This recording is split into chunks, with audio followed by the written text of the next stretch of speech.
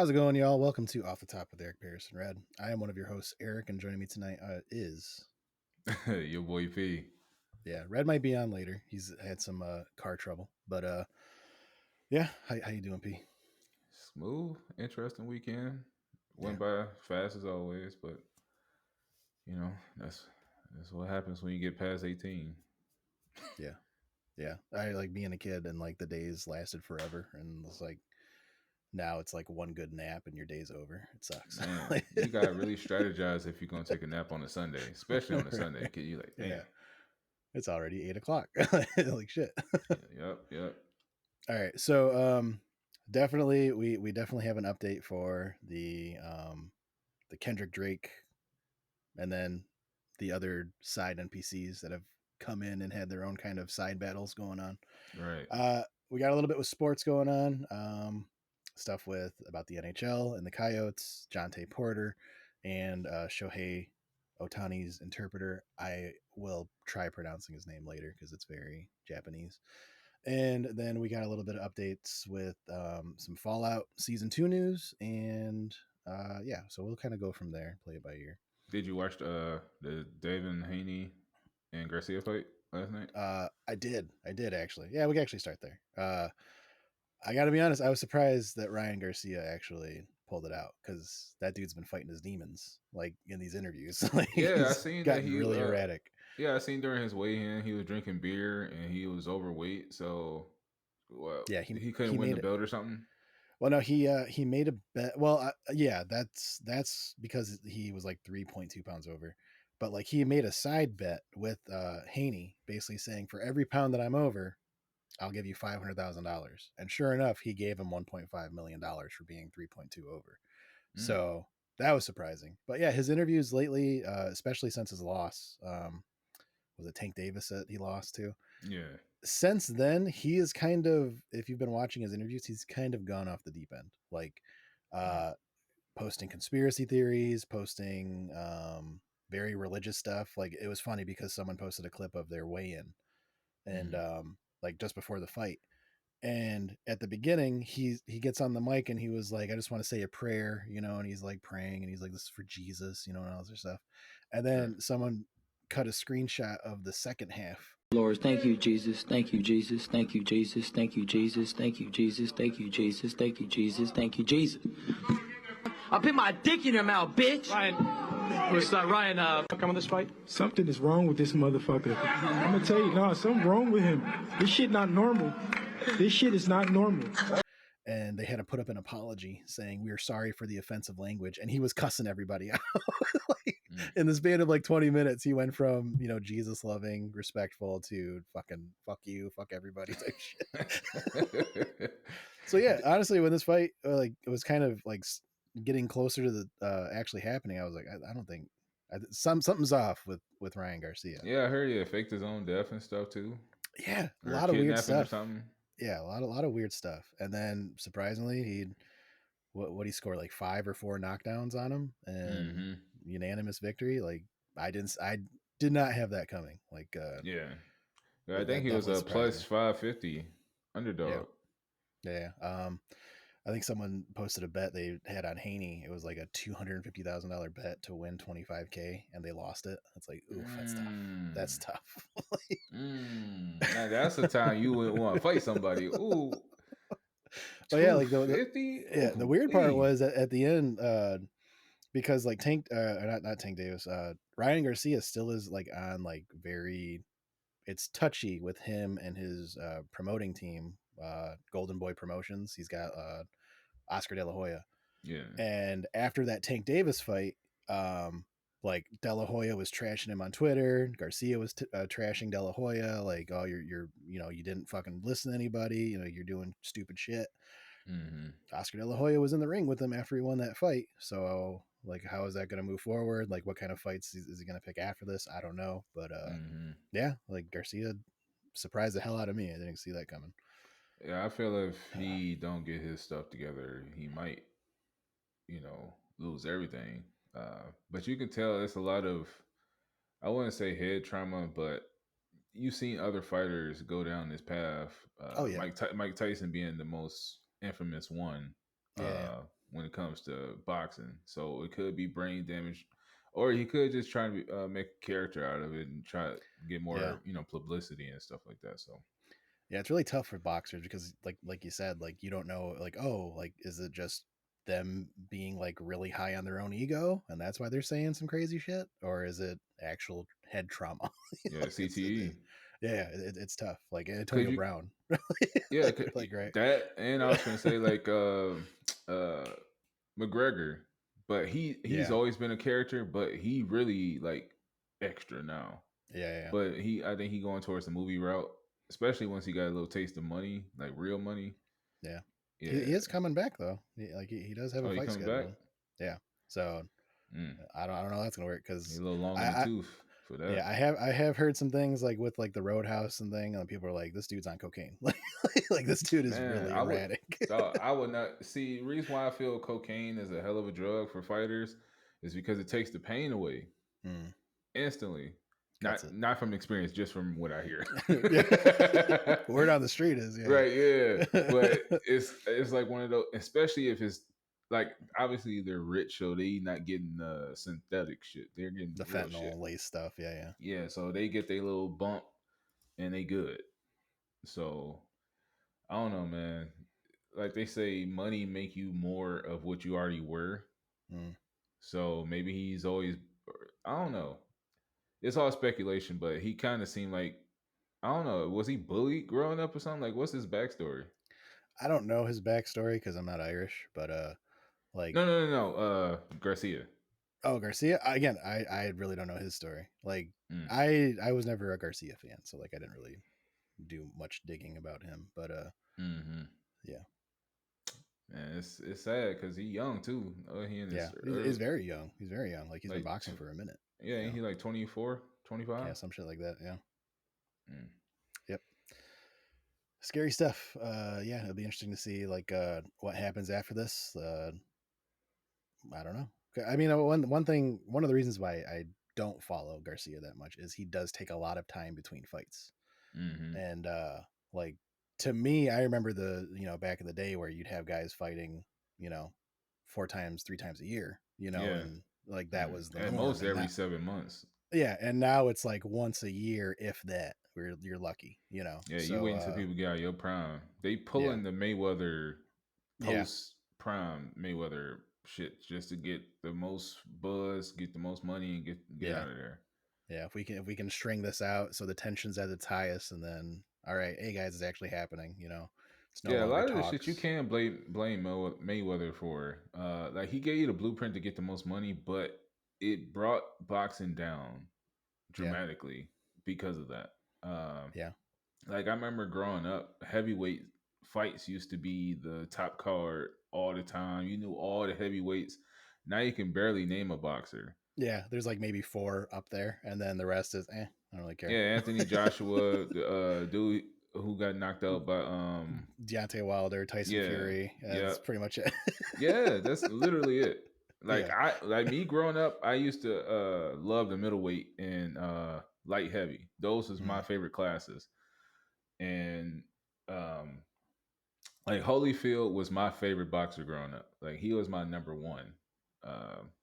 But who else was a good boxer? Oscar, um, Roy Jones. Those is my like that was top my dogs. favorite. Yeah, Roy Roy Jones is Jones. my favorite. Yeah. The Yeah, I used ability to like to cut weight and then go back up a weight class and then still like keep your power, like to me that Mm-hmm. was like super impressive. It doesn't get talked about enough. Yeah. um but yeah, it'll be interesting to see where Garcia and Haney end up after this. Yeah, let's move on to okay, the big thing that we've been tracking for a couple weeks now is the rap beef is back on the menu in the rap world.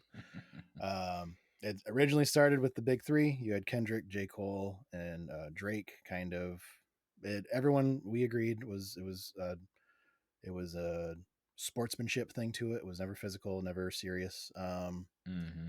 And where we left off was Drake released, leaked push ups. Push ups leaked. The final version came out, and that's kind of where we left off. We didn't have a response from Kendrick. No one else really said anything besides Rick Ross and a couple tweets. That was about it. Mm-hmm. Since then, Drake officially released push-ups on streaming platforms with the art is like a size 7 shoe sticker, Yeah. which is clever. Mm-hmm. um, and after that, let's see, I don't want to forget everything. So then after that, a couple days later, he releases his second Kendrick diss called Tailor Made, and it incorporates AI verses from Tupac and Snoop Dogg. And then after that, Ye we were talking about it, I think 2 weeks ago, where Ye was trying to get hype up on Instagram or Twitter, where he was like, no, I killed both those guys on their verses of their songs.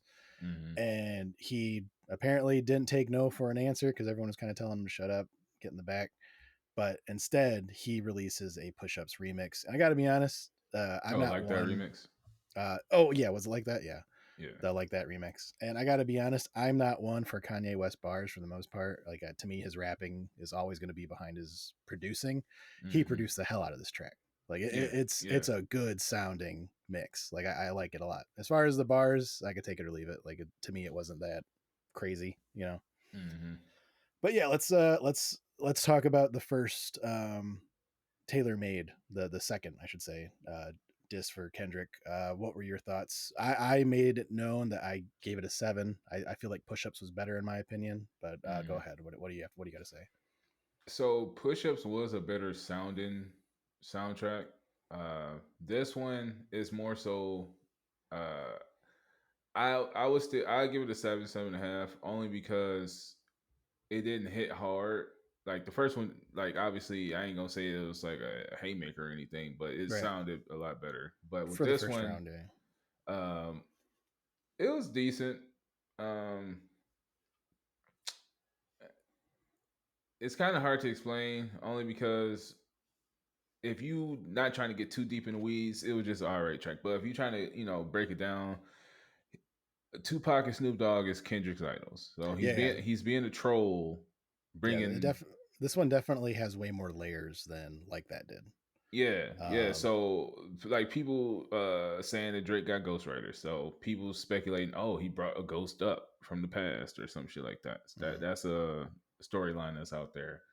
And obviously Tupac and Snoop Dogg, well, even though it's AI voice generated, it's Drake rapping. It's Yeah, just his voice is covered because it's yeah. literally his same flow. He probably rapped or wrote down everything and rapped it later, trying to sound like Tupac or Snoop later. But yeah, Yeah. So because when I first heard it, I thought it was the guy who they found out did the AI for Kendrick. oh, yeah. We should probably bring that up too. So shortly after Push Ups came out, a second or the first Kendrick diss, quote unquote, kind of leaked too, and it was Mm-hmm. confirmed to be a Kendrick fan that made it. Like he wrote it, he put it in through a filter that basically used AI, and he'd rapped like Kendrick raps. Like Mm-hmm. he listened to a bunch of his music and figured out like, oh, he enunciates the T really hard, that kind of stuff. Made the beat, and so yeah, that happened, and then he had to come out pretty quickly and say, no, this is fake. I made this. Like it's not, this isn't something that Kendrick has actually done. It's me. Yeah. So yeah, it was even reported that like OVO like reached out to him like to double confirm, like, is this real? Is this fake? And he's like, it's real. And they're like, okay. And then he gave him like proof of the editing and all that. Yeah. But yeah, Yeah. Overall, this song, it was more so just Drake trolling and egging yeah, Kendrick to keep dropping because it's speculated, which is not really speculation, but when Kendrick drops something, he waits years before he come out with something else. yeah, But yeah, Drake is like, oh no, you pushed the bear. Don't try to wait till the shit settle down, then come out. Wait till the yeah, fire die type shit. So he just keeping the shit buzzing for the most part. And it's like, you know, he Drake being the quote unquote bully of the industry, fucking with people. Kendrick came the back, petty and then king. now Yeah, he came back, and then he's like, "Oh no, no, no, we about to, keep this shit going. Like, where you at?" So yeah, everybody waiting on Kendrick for the most part. It's leaks, or not really leaks, but it's speculation that Kendrick got something that's nuclear, steel, and yeah. something in the works. Drake like, hey, where you at? Basically. So Yeah, it's been going on for a minute. yeah, But yeah, so there's I get a song like a 7.5, but I like how he brought up Tupac and Snoop only because he was being petty. I like the yeah. pettiness of it. Yeah. I think I mentioned it in like when I first, because again, I've had my finger on the pulse of this one because I'm up at 3 a.m. Right? That's pretty much the only edge that I Yeah. have. But like I had said, I was like, I give it a 7. I was like, I think the use of AI to bring Tupac into it is kind of corny. Snoop Dogg, I give a little bit of the leeway because he's still alive. Like, okay, Mm. I can get using that. I thought the use of AI was a little bit corny, but I was like, but I understand the creativeness of it. It is to egg Kendrick on, like, come on, man, you're not just gonna let him. And the thing is, they don't really diss Kendrick. They pretty much are like, hey, like we gave the torch to you. You're not just gonna let this guy, punk you, and then you're not gonna say anything, right? Yeah, So it's Drake pulled definitely, a B Rabbit. Like remember in 8 Mile when he was ooh, talking shit about his own self? I So don't it was know hard about for this. no, Okay, because when I was re-listening to Tupac's verse, he was like, "Yeah, call him a bitch, talk about him, dealing with young girls and all that shit." yeah, And it's kind of like everything that Drake is known for and being mocked for and mean for, he said it in this rap. So it's hard yeah, for him to rebuttal or Kendrick to rebuttal when look Drake is literally, already coming out forefront. Oh yeah, I'm this, I'm this, I'm this. right, And then at the end he say, "Oh, well, we already know, you a lyricist. It better be a quintuple or a tundra or some shit yeah. where it's just like out of this world, nobody I don't even understand." know what I don't even know what that sounds like. Yeah. So literally, Drake is acknowledging he don't have the same pen as Kendrick, Hmm. but that's what's smart about what Drake is doing. Yeah, He's beating you to the punch. yeah. It's definitely like, to me it was kind of like a point five diss. Like it wasn't really hard hitting. Like you said, it was. Now the one thing I do have to kind of on the B Rabbit, because I have seen that comparison of, oh, it's like Eminem and 8 Mile, and I was like, well, Eminem and 8 Mile, what was he kind of acknowledging before they could? Oh, you guys beat the shit out of me. You guys slept with my girl. I live in a trailer park with my mom.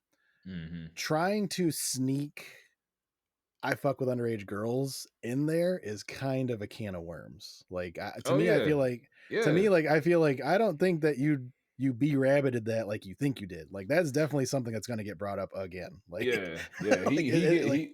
That's what I'm saying. He getting ahead of it the best he can. Like it's only so much you can really talk about yeah, with Drake. I mean, unless they really know some under the rug type shit that the yeah, population don't know.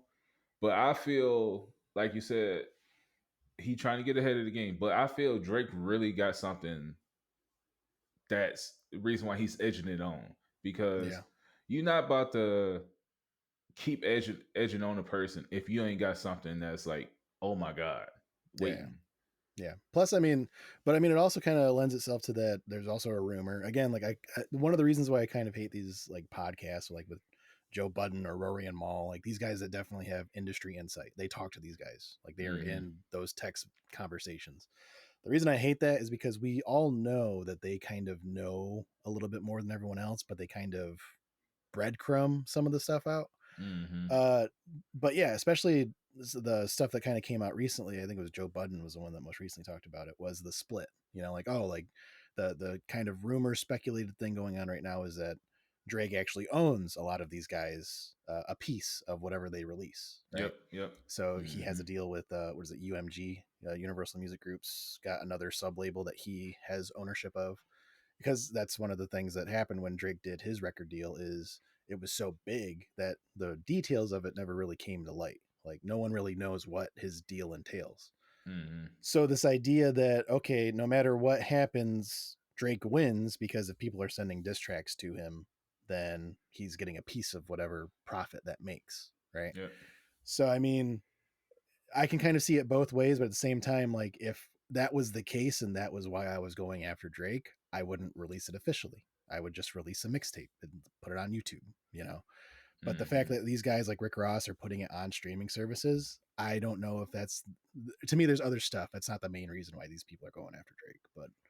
Right. But yeah, it's definitely spicing it up. Like I really want to, I actually looked it up. We are 8 days out from when the push-ups leak first came out. So Mm-hmm. 8 days since Kendrick responded, it took 3 weeks for Drake to release push-ups in response to like that. So I hope it doesn't take fucking 3 weeks, especially with the second track out. Like, to Yeah, I me, think Drake probably Kendrick could needs have. to. No, I was gonna say Drake probably would have came earlier, but he was still on tour from what I was hearing. So Yeah, yeah. Which, I mean, I get at the same time. Like, again, like, we were of an age where we remember guys like, if you got dissed on tour, you get in the studio bus, and you do it right then and there. yeah, There wasn't a whole lot of do it on the cell preparation phone, for it. call it a day. Yeah, yeah, yeah, Yeah, I mean it's interesting. I don't know, man. Like I already stated, it's a certain flavor for Kendrick that you gotta have. You obviously like him, but I just want the shit to sound good, yeah, regardless of yeah, what he say. Just hopefully it sound good, because you can come out with some intellectual shit that's gonna go over everybody's head, and it's not gonna hit hard because motherfuckers thinking too hard. yeah. So I That's don't where know. I'm at too. Like, regardless of like what happens, like, I can kind of put it aside to the point where like no matter what Kendrick comes out, it has to sound good. Like, it doesn't. Just the fact that Kendrick releases something is not going to get a 9 or a 10 out of me. Like, it's got to Mm, be good, So that yeah. I'm hoping that it's worthy of the hype that we've had so far. But I Hmm. mean, like, we both have kind of agreed that no matter what, like, the fans are happy right now. We're eating right now. Yeah, Like, yeah. Because I was saying it's a this is fun time. the year of hip hop beef all over again. Shit, Right. remind me of 2000 what 16, 17 when Yeah. Drake and Meek was going at it, and then Pusher the next year after that. Like, Yeah. It's definitely kind of stirred something that everyone feels like, okay, no, I can put this on wax. I can make this public, mm-hmm, which leads itself into the next. Again, the last time that there was kind of we talked about Ye kind of releasing his own kind of track, and mm, then Rick Ross hopped on and did Champagne. What the hell is it called? I forget what Rick Ross's was called, but he did his diss yeah, track to Drake. But yeah, another kind of like side battle that's going on while these big ones are happening is the Chris Brown versus Quavo. And mm, now I got to be honest, I have not listened to the first two. I listened to the most recent one that Chris Brown dropped called Weakest Link, mm-hmm. and I don't think I need to listen to the first two. Like, I feel like I can call this right now. Like, Bro, this for it, was yeah, nuts. Like, for you to oh not even know the first two existed, let you know the first two wasn't that good. yeah, yeah, That just let you know that. But yeah, Quavo's his was called Tender, mm, and his shit just sounded like he was just a regular Migo, just yeah, making a whole bunch of ad libs, and then he'd throw a jab here and there saying, I fucked your girl, and you beat up a girl, you own drugs, and that's literally his whole premise. And it was right, literally repeat saying the same hook over and over and over. right. So Chris Brown was on. He was on demon time. He was on crack time because he did a couple lines before that. He That was on motherfucker was crack hyped up. time. He was sweating in the booth. That's he. Right. Ooh, Ether Part 2. That's what it was. That boy Yeah. was on something. Yeah. Like, the big line that everyone's talking about, and rightfully so, because it's one that we talked about, like the Kendrick Drake thing, and we're like, this isn't going to get physical. We know that. No matter what's said, like, these guys are at a level and at an understanding that this is Verbal sportsmanship. sparring. Yeah. Right. But this line that Chris Brown said, Mm, mm, mm. R.I.P. Takeoff, he the only one that got you respect. Crazy how he died. Everyone wished it was you instead. Mm. That is, oh shit, my Glock is loading itself type of bars. Right. Like, that, Yeah. that is like, That's that's literally not everybody in just the a booth diss. fiending. Like that Drewski meme with him just sitting there, he throw the glass. Like, Yeah, that's real life that right is, there. oof, that is one that I'm like, I don't understand how this hasn't gotten physical yet. Yeah, and then it's Like, not even just a Quavo thing. Offset, that's his brother too. yeah, So yeah, that's like a like, whole it's, side of family that is mad. yeah. It's fuck words Honestly, at that point. That's like yeah, that's the city of Atlanta that's mad. That's, or is it Houston? Where are they from again? The I Migos? think I I think it's think it's from Atlanta. Atlanta. Yeah, like, that's, you can't go to Atlanta for a while, Chris Brown. Dog, he can't go, man. That's, yeah, Dog, that's a whole family out there that's still grieving probably for you to oh say yeah, that shit. yeah, for that the way the whole situation went down over a fucking gambling situation. Yeah, just a dice game. Yeah, that's Mm. it's interesting. Like I wonder, like it's curious because like this does kind of okay, Quavo, it's your turn, and it's like it's one of those things where if it takes too long, like I'm a little scared if I'm Chris Brown. Yeah, Like, ain't shit you can say to that. Like, what you gonna say? Like, no, it got to a point where, like, the shit that we're hearing for Kendrick and J. Cole and Drake, this is the rap beef that people want for them. yeah, Like, this the is at to level a of point. yeah, Yeah, like what Rick Ross was trying to do, Chris Brown did it. It ain't none of that friendly shit. All that shit is over. Like this is 50 Cent. This is Tupac and East Coast West Coast beef. This is to the max. Like, and it's then, funny because it's Chris Brown. Like it's not even like he's like a hardcore spitter. Like, but he always every song, every rap song. If I don't know if you ever caught it, he always claimed blood. Yeah. So he's gang affiliated. Yeah. But he took that shit to the extreme. Like this is literally, like I said, I feel Chris Brown had to been on some type of drugs or some type of. He was on something. Like you ain't saying this shit without knowing the repercussions. Like he probably could have did this shit in his own studio. Like somebody would have told him, "Hey, yeah. Like no, this Let's probably not is a good idea." Like, yeah, like this is smash that meme where it's like you do sweating and smacking the red button, like start a war. Like you literally hitting the same shit. Yeah.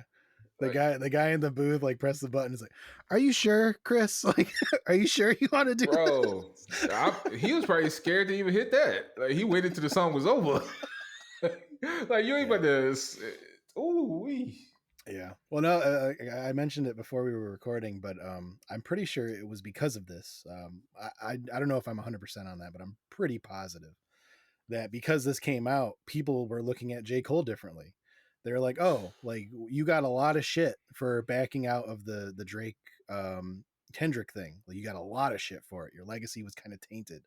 But after like a diss track kind of comes out like this, maybe you were in the right. Maybe we were too hard on you. Like, because it's obvious that J. Cole has never been messy as that one line, you know?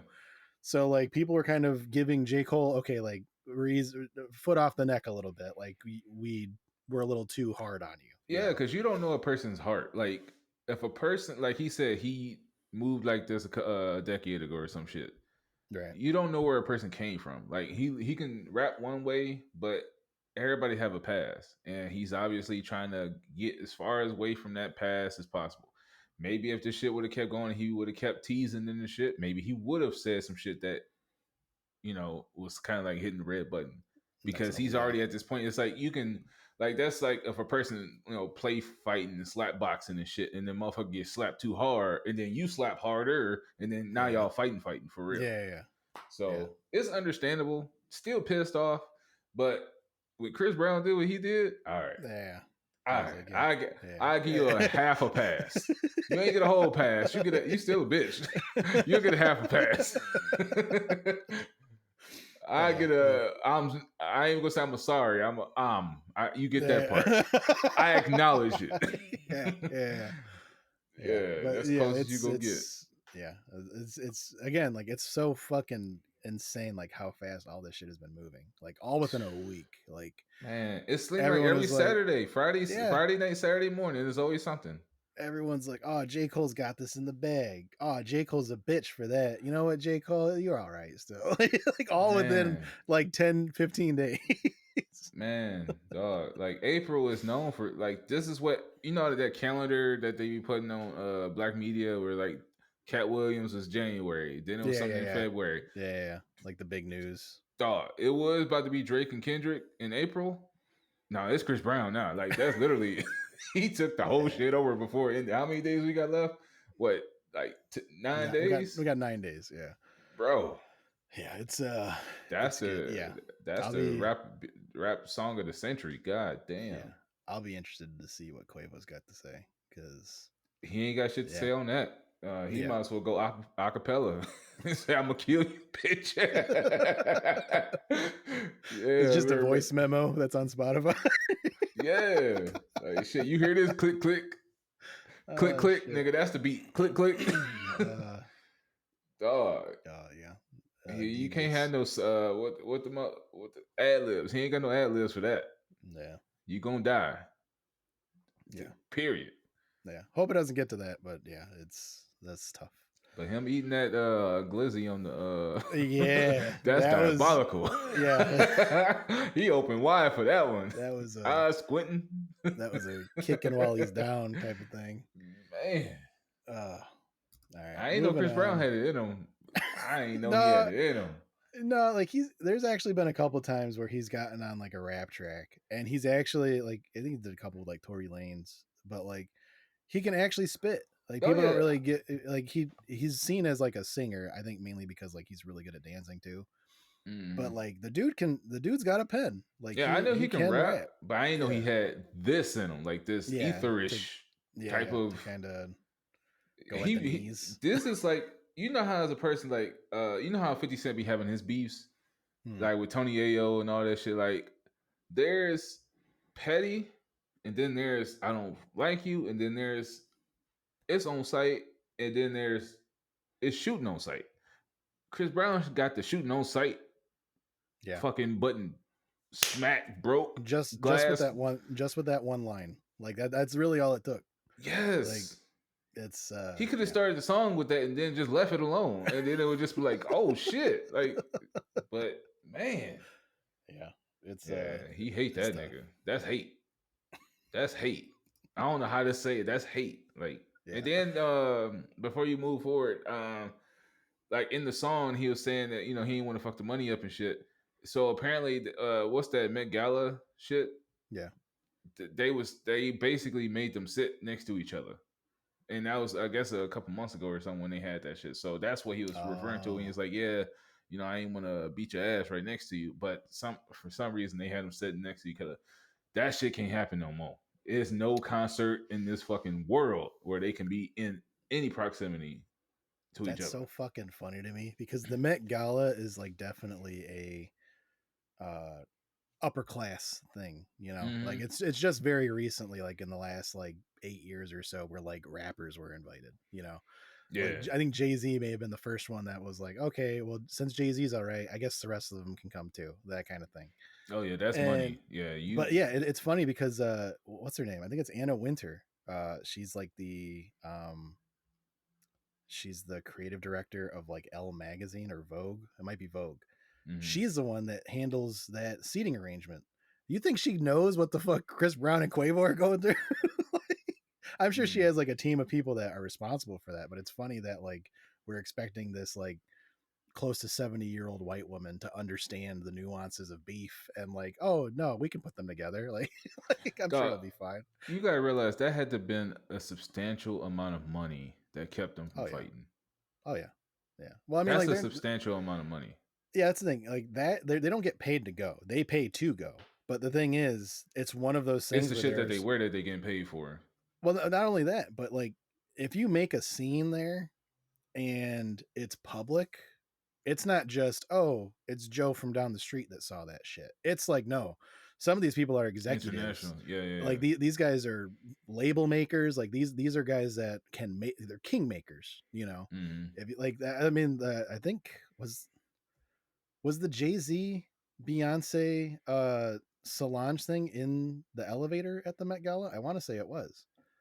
But I'm not sure. Yeah. but like that was one where it was like they waited till they got to the elevator before they did some shit like that, you know? Mm-hmm. Cuz like if they did Yeah, that this ain't the Oscars. This ain't no Will yeah. Smith shit. No. But Like yeah, I mean like it's so much money that it can literally end your career if you did oh some yeah. stupid shit Get blacklisted for sure. Like in but your yeah, own like field. it's Like that'll fuck yeah. you up. That's funny though like that they were kind of like giving each other the shoulder at the table like they didn't want to look at each other. Mm-hmm. And people probably didn't know why. Yeah. I mean, it could have been because of those songs, but it was like, yeah, this took it to a whole different level. Yeah. Yeah, It's that's tough, keep an eye on that for sure. man. Uh Might moving have on to a do little an bit emergency to podcast. Middle of the we night, are 1 live o'clock, on site. bro. Yeah. Did y'all see that shit? Yeah. All right, moving on. A couple of sports stories. We'll actually really quick. the NHL has approved that the Arizona Coyotes are moving to Salt Lake City. Feel bad for those fans. The owner basically sold the team out from under them. They expected to have their team stay in the Arizona area. And then, nope, that's not happening. Literally, before their last game, it was announced, yep, this team's out of here. So Damn. they had one final home game where the fans, everyone was fucking crying. They'll be in Salt Lake City, Utah. Yeah, Feel bad for NHL them. fans got some faithful fans, dog. Cause they be at the Yeah. high school games, college games, Oh yeah, hockey's semi-pro. deep. It's deep. Yeah, cause I be hearing people going to the Saginaw Spirit game. Like Yeah. when I was in college, like I'd be like, "What?" I remember I had to do security out there one time. Like it's a Yeah. hype shit to go to, but watching it on TV ain't the same. Yeah. You gotta go. Mm-hmm. But yeah, feel bad for the Arizona fans. They their owner definitely kind of, it was expected that he was going to put a bid on an area in Scottsdale to build a new arena, and that's where they were going to play from then on. Mm-hmm. And then I guess the owner of the Utah Jazz made the NHL an offer they couldn't refuse. Like, hey, if you sell me this team right now, 1.3 billion is in your hands. So they I mean, basically money went to this. talk. Yeah, they went to the owner of the Coyotes, and he was like, "Sell us the team for $1 billion."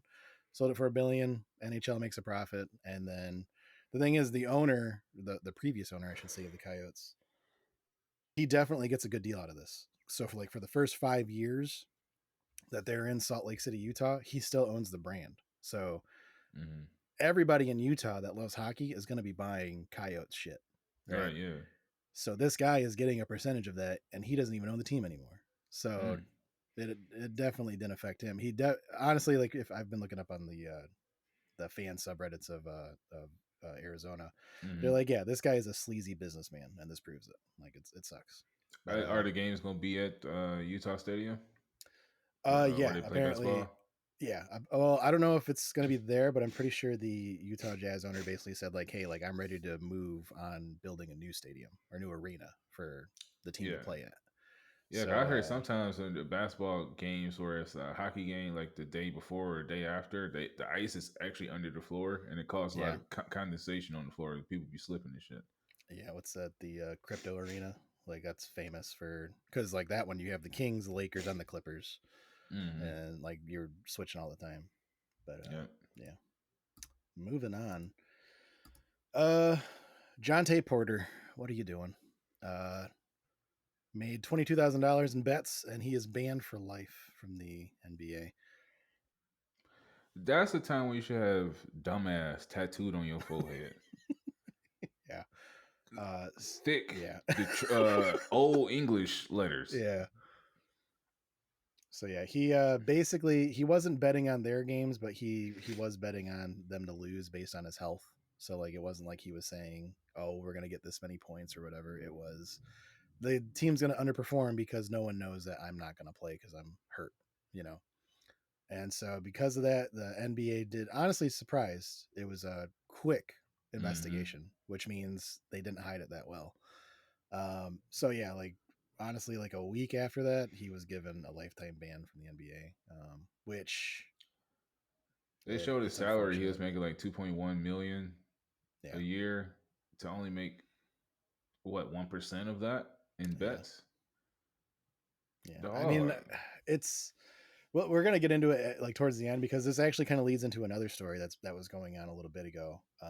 At the start of the Major League Baseball season, the biggest player on the planet, arguably the biggest baseball player on the planet, was Shohei Ohtani. Shohei Ohtani made the jump from the Los Angeles Angels. Is that right? Yeah, the Angels to the Dodgers, and it was like the biggest deal in baseball up to that time. And he has an interpreter that's been with him pretty much the entire time he's been in the States, because his English is not that good. And his interpreter's name is Ippei Mizuhara. And it was kind of insinuated that, hey, people are hearing rumors that maybe Shohei Ohtani was making bets, sports bets, you know, which, if that's the case, red alert for Major League Baseball, because this is your star. This is your jersey seller, your ticket seller. This is the reason why people are going to games, to watch Shohei Ohtani. And if something happens like Pete Rose, who also got a ban for life for betting on games, if that happens to Shohei Ohtani, baseball does not have a star that can fill those shoes, right? And So they go into this investigation. It takes a long time. It's found that his interpreter was actually making bets, a lot of bets, a lot of bad bets. Like Mm-hmm. there's, you can go on and look this up. Like there's actual like uh, text conversations that went public from the interpreter to his bookie. You know, like, Mm-hmm. oh man, this is the last one. I swear it's really the last one. Like, oh, could you maybe do 20 more, like 20K more on this bet. He made a lot of bets, Mm. resulting in $16 million that he stole from Shohei Ohtani. And Shohei Ohtani, because he has so much money, and I'm sure he trusted this guy, had no idea, you know. Yeah. So like he was forging bank statements, he was calling the bank trying to sound like Shohei, and so yeah, this comes out and he is banned for life. He's fired. He's out of there. Yeah. Shohei Ohtani actually, got a little bit of justice because people were kind of thinking like, I think Shohei did it, but after this, it's kind of enough proof is there that he had no idea Shit, this you was better happening. sue his ass to get your 16 mil back. I mean, I don't know Yeah, how you're gonna get it, but yeah. his estate or So something. so federal authorities filed a complaint of bank fraud, which carries a maximum of a $1 million fine and or up to 30 years in prison. So Mm. he's dealing with that shit. He But gone. this, He cooked. but He this well kind of, done. but like with the Jontay Murray thing that's kind of going on, this kind of brings up this bigger issue of like it kind of blows my mind when people are like, oh my god, like can you believe that they're gambling in sports? It's like, yeah, every fucking commercial in sports is a gambling commercial. It's Mm-hmm. FanDuel, it's Barstool's sports booking, like it's Yep. all of these, like the major American sports are sponsored by gambling sites now. So I'm not surprised that these guys want to dip their toe into it. Like to me, it's very hypocritical for people to be like, oh, for shame, when everybody's gambling now. Like I can't go a whole day without hearing about someone's bet that I personally know. Yeah. So it's kind of it's nuts. I feel like they might need to change the rules on allowing players to bet, not on their games, but like you got to give them some access. Yeah. Cause from what I was hearing, it was a podcast. I was Club Shay Shay, Okay. and Cam Newton was talking about him being a neighbor of Michael Jordan. And Michael Jordan still gambles, but he was Oh obviously yeah. gambling when he was playing. Yeah. And he was saying that, or Cam was saying that when it came to Michael Jordan, someone had betted him, and they was like, "What's the bet?" He was like, "Anything to make you nervous." So basically, what they're saying is, basketball player or any professional athlete is always chasing that next high Yeah. from what they was feeling when that nervousness from when they before a game, before a big playoff game. They're still chasing that next high, that adrenaline rush, that what sports gave them. So that's kind of where a lot of people go down the rabbit hole when it comes to, well, at least professional athletes, when it comes down to betting. It's that Oh high yeah. that they're chasing, Yeah, that adrenaline rush. definitely. So Yeah, it changes their brain chemistry. I mean, yeah, not too similar, but like there's a reason why people that do extreme sports, a lot of them go and do crystal meth. It's because riding that 100-foot wave just doesn't do it for them anymore, or hmm jumping off a bridge doesn't do it for them anymore. They got to find something else. And yeah, yeah, that's why gambling. there's special people in this world, and Yeah, it shows the gambling's extreme. yeah, gambling's definitely that one where it's like I mean, I've definitely seen streams of people gambling, and I'm just like, Jesus Christ, it's more than I make in a year. That's a single bet, like, Hmm. it's unreal. And like, you see it when they win, they're on top of the fucking world, but when they lose, it's devastating. Like, it's Yeah, that. shit. For some reason, Yeah, a video came up on my damn YouTube of a guy making 750 $750 bets every time he pressed the button is $750. hmm. And I think I want to say he bet 400,000 like it was nothing. And then there Yeah, was another video that said, "Yeah, I lost $48,000 yesterday. We're gonna go back today." Like, yeah, what? yeah. That I'd be like, oof, I gotta reconsider I like was what hurt when I'm I lost $20. So you talk about 48,000? God No, there's actually damn. one. There's one that my buddy Mitch he sent me on Instagram. I believe he's from New Zealand because he wears a hat that has the New Zealand kind of flag on Hmm. it, and he has an Instagram page where for every Instagram follow he gets, that's 50 cents towards the next bet. And I think the most recent one that I saw now is he's making like $83,000 bets now. You know, and the last one I saw is he won. So he ended up getting like 320,000 off that bet on Yo, buddy, blackjack. doing this? No. He sent me this video of this guy. Oh, I and, was gonna say, God no, damn, no, no, boy. no, no, no. Shit, I wouldn't be doing this podcast. My buddy was doing that shit, Bro. What? Like, what does no, he own? no, but like, it's this New Zealand. He's a professional gambler. You know, and that's Yeah. his content is it's good content. You know, but yeah, I he's know making I $1 can't do it. bets. Like the way my mind works, I'm too competitive. So Oh yeah, I understand the sports side because I play sports. I understand not to like the highest degree, like professional, but I understand to my level. And for me right. being competitive, I hate losing. So if I lose 20, I'm trying to get that 20 back. And then you Yeah. just burn in the fucking hole, especially when it's out of your control. That's some shit that gets you hurt, like fantasy football and shit. Like I Oh remember yeah, when my buddies had me try that one time. It was a free league. He was just like, "Yeah, let's just do it just for fun." My whole chemistry in my brain literally changed. I literally woke up early Saturday to watch obsessing about that shit. the NFL draft shit Yeah, that yeah, used to be on TV, where they said, "Oh, this person on the waiver wire and all this shit." Literally, I studied that shit like yeah. hardcore. Like I made it to the fucking finals, but I lost because obviously all my players were so good. Like it was Tom Brady. Basically, everybody before, didn't play the last game, and that's how I lost. It's like a bye week. Yeah, yeah. No, it was like the week right before the playoffs. Like they was Oh, resting okay. people. Oh, So right. Okay, they're resting him for the yeah, playoffs. so if your team good, they ain't playing. So I studied that shit. I ain't trading with nobody, but I dropped everybody as soon as they said, "Oh, this person injured," drop, picked up. I'm talking about study. So I knew if I was playing for money, I would be yelling. I already yell now. I would have lost my fucking voice watching TV Right. because I had the red zone too, and everybody like I could understand the fun part of it. Like when you Yeah. watching NFL Red Zone, it give you a reason to watch other teams and root for other people. But for me, fuck that. If you at the 1 yard line and you talk about taking a knee and all I need is a fucking touchdown, oh, I'm breaking some shit. Like especially if it was a money league too. Oh no, so Oh yeah. I know I can't do that. That's not for me. I know my limits, and thankfully I know my limits because it can get real bad. Yeah, yeah.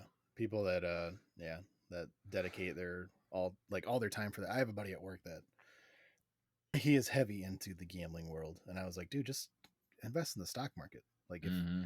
if you're putting all that thought and effort into just a bet, like a parlay, I'm like, I think you'd do all right testing the stock market a little bit. You know, like try that. You know, Yeah, that's the but difference between like an entrepreneur and a person who do a 9 to 5. Entrepreneurs is literally betting on themselves every day. yeah, yeah. It's So yeah. it's I tough. understand the appeal of it. I definitely do. Like Scared money everybody don't has make no that. money, and I'm Yeah. scared of the bitch.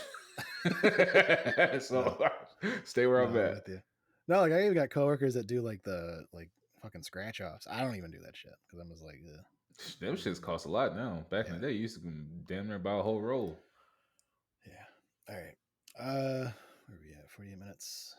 Yeah, we can move on to yeah, let's catch up with a couple of these shows that have been going on.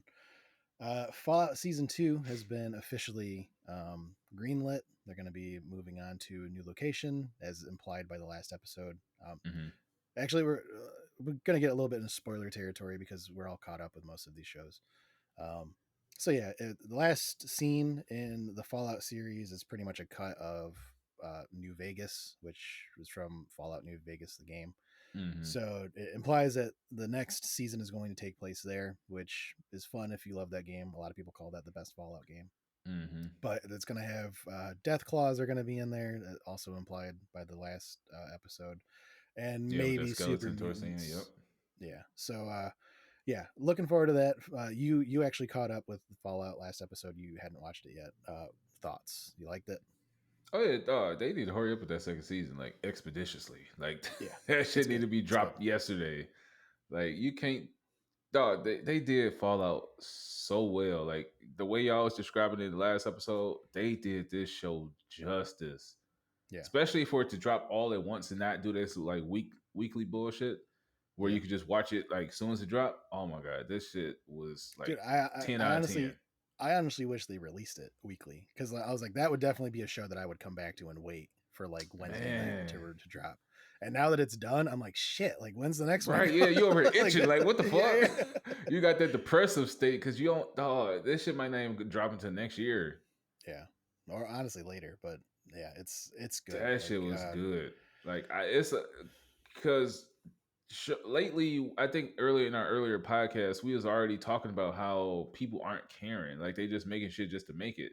Oh, So like I actually lost trust in shit that's out until I hear one of you guys say it. Like, oh yeah, I ain't about to waste spend time. Yeah, because time is, I could be spending that with my family, but yeah. You know, I make sure I put PJ to bed. I was like, hey, you go take a nap right here. Hey, I got 3 hours. I'm about to get these motherfuckers. But yeah. That shit is so addicting. And then it kind of give you like, obviously it's like the game, but it also like us having adult minds. It's kind of like, oh, this shit can happen in our backyard like today. Yeah. Like this is not like it's make believe, but it can be real at the same time. Like that's the exciting nervousness part about it to me. Like that, oh my god, it was so good. And to answer your question about how it ended, what they gonna do with that fusion core? Like obviously, you know, that shit lit up that whole city. The cold fusion. Yeah, I don't know. I don't know if it's to me it's implied that the Brotherhood of Steel are definitely going to take that and they're going to have power in the that's gonna California make them stronger area. So to me that implies that okay, because they have that power source, they're definitely going to be seen in like branching out into the New Vegas area. To me, that's what I got off. Can they transport that shit? Like that power? I don't know. Like I was kind of expecting them to do that. Like when the Brotherhood of Steel comes in and Maximus is on the ground, right? I thought for sure that they were going to, okay, let's secure it and move it. Yeah. But the way it looked like it was set up, it looked like you couldn't move it. Like it was built into that area. Yeah, you probably blowed up the whole fucking state if you fuck with it.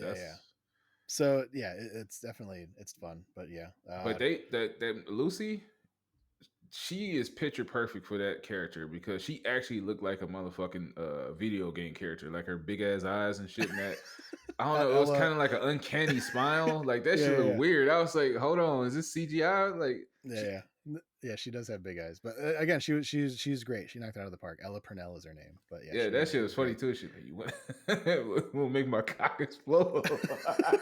The way he was describing it made you realize, like, damn, like he doesn't know. Yes, he was like, yeah, it's like a pimple and his stuff come out. Like what? Like hold on. And she just like, you want to have sex? I was like, huh? She just. And then I was thinking about how that shit just started about when people came in when they thought it was like Vault 31 or 32 when she was supposed to get married, and then she got there. I thought she was pregnant. I thought she was gonna get some radiation baby or some shit like that. Oh, okay. With the dude she had originally had sex with. Like I thought that was gonna be a whole new thing. She's like, oh, you're from the surface. Yeah, I was expecting that to be like she's pregnant this entire time. Like I was kind of like that. Especially when she had threw up and shit. I was like, oh, but then I was like, no, she probably threw up because of the radiation and because she had drank that dirty ass piss water. Yeah, it's it's a great show. Like I'm looking forward to the second season. The one funny thing is, you know those memes of like, all right, guys, we did it, and like everyone puts their hand in the circle, and it's like Arcane, it's Fallout, it's there's another Last of Us, you know, and then the Halo show puts their hand in, and they're like, no, not you. Yeah. Halo need to redo that shit. They need to just do a J. Cole and delete that shit.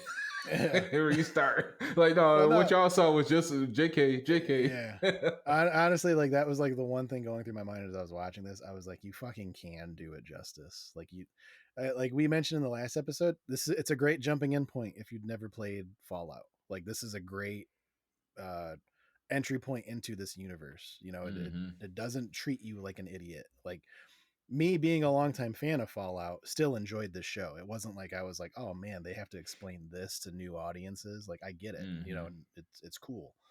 But Halo, the way that they just fucking fuck you, longtime fans. This is for these people that just like Space Wars, you know, and it's just like, you know, really pisses you off. But yeah, they did this show so good. Like this is that and Shogun. Yeah, those best two shows out right now. Yeah, let's get into Shogun. So you're all caught up. There's only one Yeah, episode left yeah. It was this episode 9. I Tuesday. just watched it. Yeah, what do you think?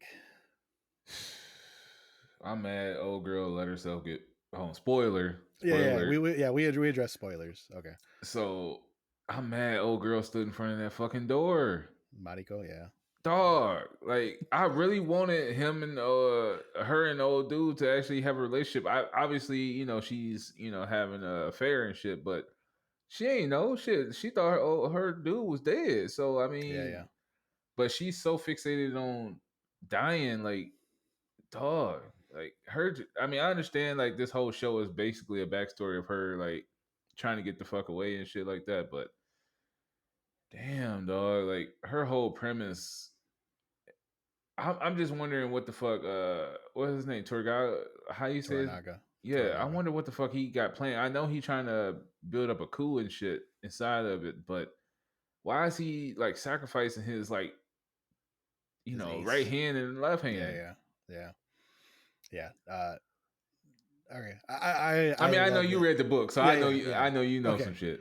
Well, no, I mean, like, I love that you say that because Anna Sawai, the actress that plays Mariko, she is phenomenal. Like, if she doesn't Mm-hmm. win an Emmy, I'm gonna be amazed because she blew it out of the park. Like, it was such a good fucking performance. Like, it's very powerful, even though she's supposed to be very docile and like listening to what everyone tells her to do.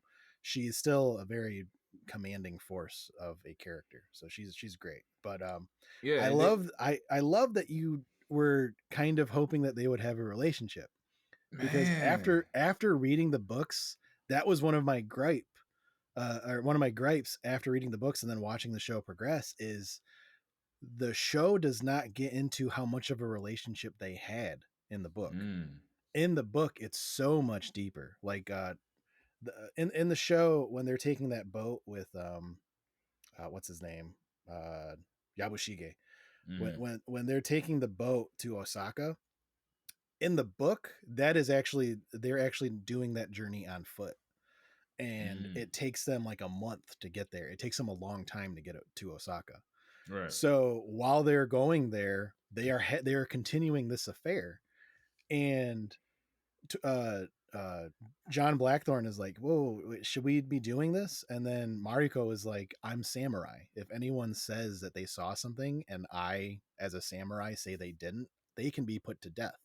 Like they're not gonna want to risk that, so they're gonna, you know, pretend they didn't see anything." And they yeah, continue this very long, loving relationship on the way to Osaka, and it mm, makes her death so much more like, oh my god, yeah, yeah, yeah. like it's a much bigger thing, and the show really downplays like how much of a deep relationship they had.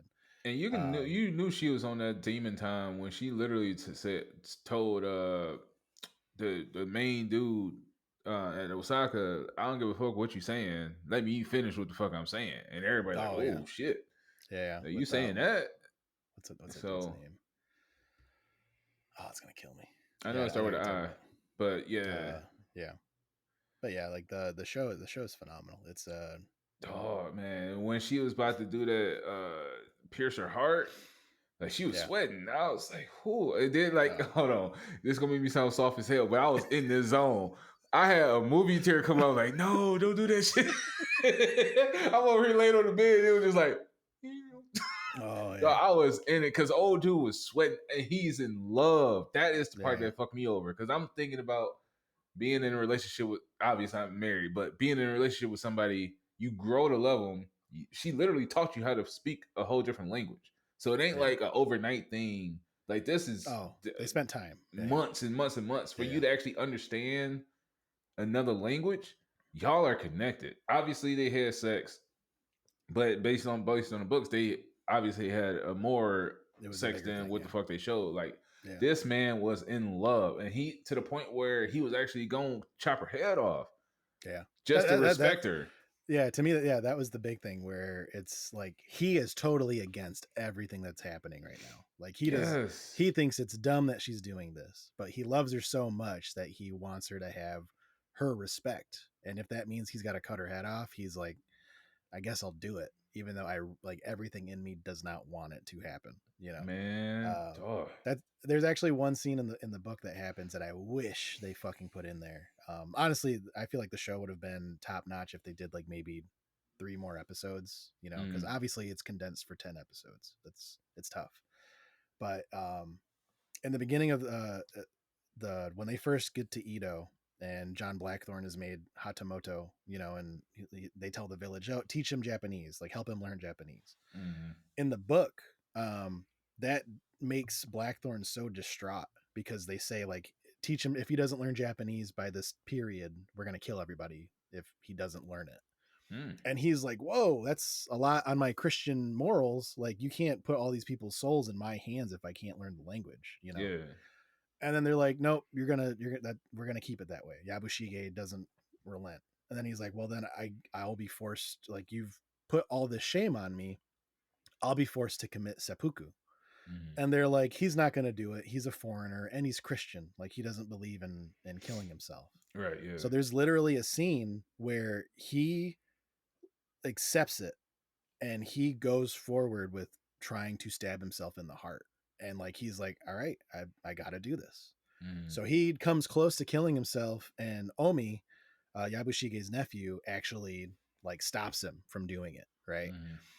And after that moment in the books, everybody treats Blackthorne differently. And like, to the point where they're like, oh, maybe he was Japanese in a former life because he understands our ways. Like, after that moment, they're like, okay, Blackthorne's one of us now. Like, he is samurai. And that's one of the reasons why Mariko, she actually starts to care for him, because like she sees that, oh, he was willing to do this very Japanese thing, but yeah, that's one thing that I wish like they kept in the show, because like it would kind of like reinforce that relationship that him and Mariko have.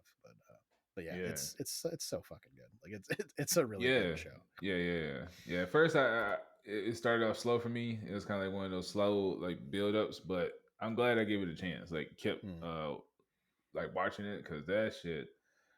Once you get past episode 3, for anybody that haven't watched it yet, once you get past episode 3, it really picks up, and you like intertwine yourself into that world, especially if you already like foreign type shit anyway. Yeah, it's definitely, I understand why it has the people compare it to like Game of Thrones, because there is a lot of political intrigue. I hope they don't end that bitch like the Game of Thrones though. Oh yeah, my god.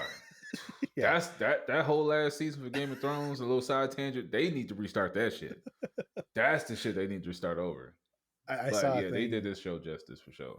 I saw a thing on Instagram, I think it was like 4 days ago, where it was like, on this date Game of Thrones premiered, and I was like, fuck that show. The way it ended put an infinite stain, because the people who obviously watched it through, for newcomers like, oh, I never watched it, they say just don't, because it's gonna end off, it's gonna hurt your feelings. Like, you invested so much time in watching this, you gonna wish you never started. It's kind of like one of those things. It's not even like, oh, there's a book you can read if you to finish it. It's like, no, the book's not even out yet, so like, you're better off just not even getting started. Yeah. But for anybody who haven't watched Shogun, my stamp of approval, because I'm a hard critic, because I don't like wasting my time. Like, he's an actual movie critic, this is his shit. But for somebody that's a casual, trust me, that shit good as hell. Yeah, it's good. And the detail, like you said, like the detail, like the way the women walk, every time they turn, they got to move their robes to the left and right, like that shit. People got to follow each other in the trail when they move. Oh my god! Like, the amount of practice. I follow Anna Sawai on Instagram since the show, because I was like, she's phenomenal, and there was an episode that just happened, I want to say it was 2 episodes ago, where there's a tea ceremony with her and Buntaro, and he makes her cha, and it's in the show it's maybe like 10 minutes spliced throughout the episode. But she said like we actually filmed a full tea ceremony that was like 45-50 minutes long, and she like showed like a notebook she had that was filled with like notes of like what to say, how to sit, how to accept the tea, like all these like very thorough notes of like how to do the tea ceremony. and it ended up being cut to like 10 minutes. But like just that shows you like the level of detail that all the actors, not even just the people responsible for like the sets and the costumes, everybody is like putting that extra effort into it. It's Yeah, good. when the season ends, they should have like the director's cut or just a little side episode of like the actual I shit. wish. Yeah, it's worth it. Yeah. Yeah. Watch Shogun. Watch Fallout. Did you catch up on X-Men 97? Okay, so I have not, but Damn. I actually, well, no, we can talk about it because I actually got kind of suckered in because I saw everyone going nuts about episode 5. Like I can't believe it. I can't believe X-Men just did this. I can't believe X-Men just did this. So Seth, who was really into the shows, was watching him, and I was talking to him, and I was like, yeah. So I'm not too hype on it. Like I'm personally don't think I'm not going to give it the time to watch it. I respect it, but I'm not going to watch it myself. Mm-hmm. But I was asking him, I was like, so what happened? And he explained it to me, and I was like, ooh, that's good. Yeah, you gotta watch it though. Like you gotta watch the build up. Like it's hard to. It's a difference from just hearing. Like you said, it's good because you understand it. You got that mindset. But just to jump into episode 5, you ain't gonna have that same connection. Right.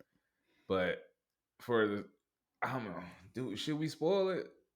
Yeah, spoil. I mean, like, okay. All right. So basically, if you ever played the games, you got these big ass fucking Sentinels. Yeah, the Sentinels coming down, fucking everybody up. Gambit ended up getting fucked up. Storm ended up losing her powers. Magneto, I think he did. I don't know if they're gonna bring him back. And this shit was just so emotional. Jean, I think the original Jean died. No. The damn, what the fuck is her name? The one that they thought was Jean. I don't know. It's two Jeans because one of the little evil people made a clone of Cyclops and Jean. So the clone ended up dying, but her son ended up coming back, and it was like, oh no, this is happening again. Mom run away, and he looked in her. She looked in his eyes like, oh shit, you my son. Because for the people that don't know, Jean the clone Jean and Cyclops had a child. He ended up getting affected with some like robot disease, so they had to send him to the future. And he obviously grew up in the future, but came back to try to save the past from the Sentinels. But somehow he fucked up, so the history is repeating itself. Right. Long story short, everybody get fucked up on this island, and I didn't have like a gut wrenching type of feeling. Like it was like, oh my god, boohoo. It was just like, damn, that shit fucked up. Yeah. But episode 6, we can probably talk about it next week if you catch up. But somebody came back, and it was like, whoa, okay, like, what the fuck? All right. So that's all I'm gonna say. Okay. At least spoiler free for you, unless Seth already told you. But yeah. All right. No. He only told me about like the Gambit dying, which is surprising because I honestly, like, going back to Game of Thrones, I give shows a lot of credit where they're willing to like if something feels like we haven't really evolved it much, let's write it out. Like a character. Like I love when shows do that. Honestly, it's one of the reasons why I dislike Walking Dead is because they feel like they have to keep the fan favorites alive all the time. Yeah. But like when I heard that that Gambit was killed, I was like, holy shit, because Gambit is like one of the favorite OG X-Men from the original series. Mm-hmm. So like to have him die, I was like, oh shit, and then like again, I'm on Reddit all the time, and seeing them talk about it. And if something is so good that you hear fans like step back and start talking about the writers, like the actual development of the show, to me, I'm like, okay, that's great. Like, yeah, because I saw fans like, oh man, the writer of X-Men 97 is only on for 2 seasons. We have to do something to try to get him on for longer. mm-hmm. So that tells you that he's doing something right. Yeah, that the fans are having those conversations. Mm-hmm. But yeah, they doing the show justice for sure. But episode 6, that's gonna be like, what? Like, what the fuck was all this for? I just felt like that. We'll see. I'll see if I get the time. But yeah, we are actually good on time. All right. This has been Off the Top with Eric Pearson Red. I am one of your hosts, Eric, and joining me tonight was Your boy P. All right, everyone. We'll talk to you guys next week. Have a good one. Gang.